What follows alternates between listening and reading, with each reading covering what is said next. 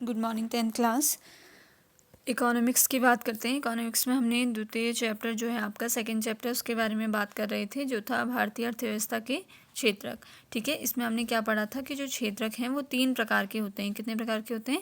3। पहला कौन सा था? प्राथमिक, दूसरा द्वितीयक और तीसरा तृतीयक। तो जब भी अर्थव्यवस्था में क्या किया गया है, हर काम को हर कैटेगरी में बांटा गया है। ठीक है, कुछ ऐसे काम हैं जो प्राथमिक के अंदर आते हैं, कुछ ऐसे काम हैं जो द्वितीयक के अंदर आते हैं और कुछ ऐसे काम हैं जो तृतीयक क्षेत्रक के अंदर आते हैं। यहाँ पर आप चीज़ों से समझ सकते हो कि पहला जो क्षेत्रक था उसको हमने कृषि कह दिया था। इसका मतलब जो कि प्राकृतिक वस्तुएं प्राकृतिक तरीके से जिनका उत्पादन होता है उसे हम कह देते हैं प्राथमिक क्षेत्रक। ठीक है, जैसे फसल है, सब्जियां हैं, डेयरी उद्योग है और खनिज है। तो ऐसी जितनी भी उद्योग होंगे आपके किसके अंदर आएंगे? प्राथमिक क्षेत्रक के अंदर आएंगे। और इसको आप क्या कह सकते हैं? कृषि क्षेत्रक भी कह सकते हैं, क्योंकि सारा जो काम है वो किस पे बेस्ड है? कृषि पर। ठीक है, द्वितीय क्षेत्रक आपका आ जाता है औद्योगिक वाला। इसमें क्या है प्राथमिक चैप्टर से हमने प्राथमिक क्षेत्रक से हमने सामान लिया और उसका हमने क्या कर दिया? विनिर्माण कर दिया। और उसके लिए हमें किसकी आवश्यकता है? मशीनों की आवश्यकता है। ठीक है, तो इसीलिए जो दूसरा क्षेत्रक होगा वो क्या होगा? औद्योगिक क्षेत्रक होगा। अब इन दोनों क्षेत्रकों को बाजार में लाने के लिए जिन जिन चीज़ों की आवश्यकता पड़ेगी वो कौन सा होगा? आपका तृतीयक क्षेत्रक होगा। ठीक है, तो इसी के आधार पर आपका क्या बनता है? तीनों क्षेत्रक बनते हैं और इन तीनों के योग को ही अर्थव्यवस्था में उनकी गणना की जाती है और उनसे जीडीपी निकाली जाती है।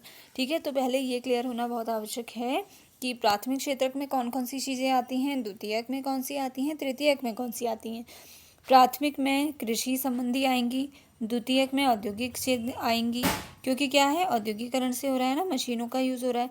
तीसरा जो है वो इन दोनों को सहायता पहुंचा रहा है, यानी कि प्रथम को और द्वितीय को सहायता पहुंचा रहा है। तो इसीलिए जो तीसरा है इसको क्या कहेंगे? हम सेवा क्षेत्र कहेंगे, क्योंकि ये इन दोनों की सेवा कर रहा है या इन दोनों को सहायता पहुंचा रहा है। इतनी बात क्लियर थी? ठीक है, फिर आगे हम देखते हैं कि ये आप कर सकते हैं आर्थिक गतिविधियाँ। ठीक है, एक प्रैक्टिकल के तौर पे इसको कर सकते हैं। आपसे जो क्वेश्चन पूछे गए हैं आप यहाँ पे इनको कर सकते हैं। अब देखो, तीनों क्षेत्रकों की तुलना अगर हम करेंगे, हमने ये जान लिया कि तीनों क्षेत्र कौन कौन से हैं, क्या क्या काम होते हैं उसमें।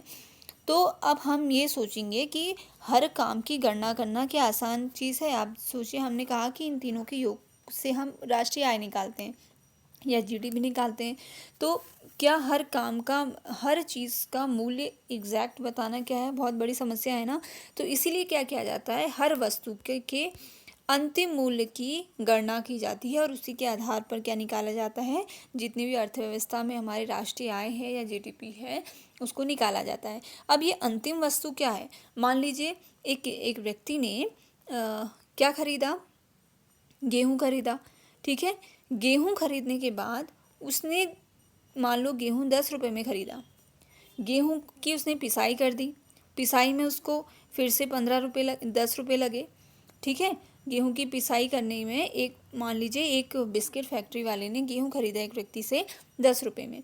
उसके बाद उसने उसकी पिसाई कराई, फिर और 10 रुपये लगे उसके बाद उसमें जितना भी मटेरियल लगना था बिस्किट बनाने में, मशीन जितनी भी लग रही थी, उसका टोटल मिला के एक पैकेट बिस्किट तैयार करने में उसके 10 रुपये और लगे। ठीक है, तो टोटल मिला के वो बिस्किट का पैकेट कितने का हो गया? 30 रुपये का हो गया। तो जब वो मार्केट में बेचेंगे तो हम उसका मूल्य क्या देंगे? 30 रुपये देंगे। वो ऐसा नहीं कर सकता कि आपका फिर से गेहूं का मूल्य अलग ले और पिसाई का मूल्य अलग ले बिस्किट में। ऐसा आपने देखा है कभी? नहीं देखा है ना, क्योंकि क्या पड़ता है, जो भी बिस्किट के पैकेट में लिखा होता है, जो भी या किसी भी वस्तु की एमआरपी लिखी होती है, वो क्या है? वो उस वस्तु की अंतिम कीमत है, यानी कि जितना भी उस वस्तु को बनाने में पूरा हुआ है, जितना भी उसको पैसा लगा हुआ है, उसका अंतिम मूल्य उन सबको मिला के एमआरपी बना दी जाती है और उससे अधिक हमें देना भी नहीं है। ठीक है, जितना एमआरपी उस वस्तु की है उतना ही पेड किया जाता है। तो ये होती है वस्तु का अंतिम मूल्य। ठीक है, और इसी के आधार पर क्या होता है? चीज़ें की गणना की जाती है। जैसे आपको यहाँ पे भी एग्जांपल दिया है कि एक किसान ने क्या किया? आटे मिल से 8 रुपये प्रति गेहूँ खरीदा, आटा खरीदा, और वो उसको 8 रुपये प्रति की बेचता है। फिर वो पिसाई कराता है, बिस्किट कंपनी में 10 रुपये प्रति की दर से बेचता है। बिस्किट कंपनी आटा के साथ चीनी और तेल जैसी चीज़ों का उपयोग करती है और बिस्किट के 4 पैकेट बनाती है। वो बाजार में उपभोक्ताओं को इसको 60 रुपये में बिस्कुट बेचता है। तो जो बिस्किट का अंतिम मूल्य कितना हो गया उसका 15 रुपये प्रति, यानी कि 15 रुपये का एक पैकेट और इतने का 60। तो जो अंतिम मूल्य है उसी के आधार पर चीज़ें क्या करी जाती हैं, बेची जाती हैं बाज़ार में। ठीक है, जितना भी रॉ मटेरियल है किसी भी वस्तु को बनाने के लिए, जितना भी रॉ मटेरियल, अब ये तो बिस्किट का एग्जांपल था। मान लीजिए हमने क्या करा, हमने मैट बनानी है यानी कि चटाई बनानी है, तो हम क्या करेंगे, पहले कंपनी क्या करेगी, जूट लेगी उससे। ठीक है, जूट को तैयार करने के लिए अब डायरेक्ट जूट ला के चटाई तो नहीं बन जाएगी ना, उसका क्या, उन्हें रेशा निकाल के एक पूरी मानव श्रम लगा के एक पूरी मैट बनाने तक, ठीक है, एक पूरी जो है वो मैट तैयार करने तक जितना भी उस मैट को तैयार करने में खर्च होगा, और ये लास्ट में जितनी भी मैट की कीमत होगी, ठीक है, मैट की जो कीमत लास्ट निर्धारित होगी वो इस वस्तु का क्या होगा, अंतिम मूल्य होगा। फिर हम जैसे हमने कह दिया कि 500 की है, तो 500 के बाद जो दुकानदार है वो आपसे एक्स्ट्रा चार्ज नहीं कर सकते कि जूट भी लगा था या फिर जो मैन पावर है वो भी लगी है, उसका चार्जेस भी है, ऐसा नहीं होगा।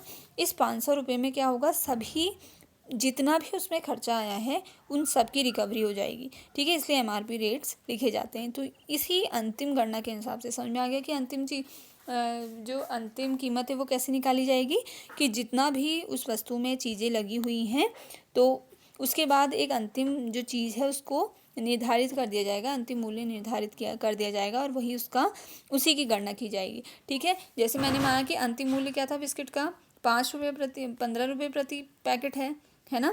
तो इसके बाद अब जब नेशनल इनकम निकालने की बात आएगी तो हम फिर से ऐसा नहीं गिनेंगे कि 8 रुपये का हमने गेहूँ खरीदा था या फिर उसमें मटेरियल बनाने के लिए 35 रुपये अलग लगाए थे। ठीक है, तो इसमें क्या होगा, हम अंतिम मूल्य क्या गणना करेंगे, 15 रुपये की ही गणना करेंगे कि एक पैकेट कितने का है, 15 का। इसके ऊपर हम क्या नहीं करेंगे, गणना नहीं करेंगे। आगे बात समझ में इतनी। तो ये क्या होता है, ये अंतिम मूल्य की गणना की जाती है इसमें, और इसी के आधार पर जितने भी सारे क्षेत्रक हैं वो कहलाए जाते हैं। और यहाँ पर एक और है कि किसी विशेष वर्ष में प्रत्येक क्षेत्रक द्वारा उत्पादित अंतिम वस्तुओं और सेवाओं का मूल्य उस वर्ष में क्षेत्रक के कुल उत्पादन की जानकारी करते हैं। अब लास्ट में जितना भी मेजरमेंट होता है वो प्राथमिक क्षेत्रक के अंतिम मूल्य कितने का है ये देख लिया जाता है, द्वितीय क्षेत्रक में कितने का उत्पादन हुआ है ये देख लिया जाता है, तृतीय क्षेत्रक में कितने का उत्पादन हुआ है ये देख लिया जाता है, और इन तीनों के योग से बनती है GDP, यानी कि सकल घरेलू उत्पाद। ठीक है, इसके आधार पर हमें क्या कराया जाता है, हमें बताया जाता है कि इस बार की GDP कितनी है। इस बार आप न्यूज़ में भी सुन रहे हैं कि GDP क्या है, बहुत नुकसान में है, क्योंकि इस बार प्रोडक्शन नहीं हुआ है, किसी भी क्षेत्र में काम उतना बढ़िया नहीं हुआ है इस पैंडमिक के कारण। ठीक है, तो इस वजह से इस बार की जो GDP है वो हमारी डाउन रहेगी, क्योंकि हम उसका निर्णय कैसे करेंगे कि प्राथमिक क्षेत्रक में कितना उत्पादन हुआ, द्वितीय क्षेत्र में कितना हुआ और तृतीयक में कितना हुआ। ठीक है, तो इतना आप देखेंगे, इसके अगले वीडियो में हम इसको आगे और समझेंगे। आप ऐसा भी कर सकते हैं कि प्राथमिक क्षेत्र को अलग से लिखकर उसके बारे में बता सकते हैं, द्वितीयक को भी अलग और तृतीयक को भी अलग। ठीक है।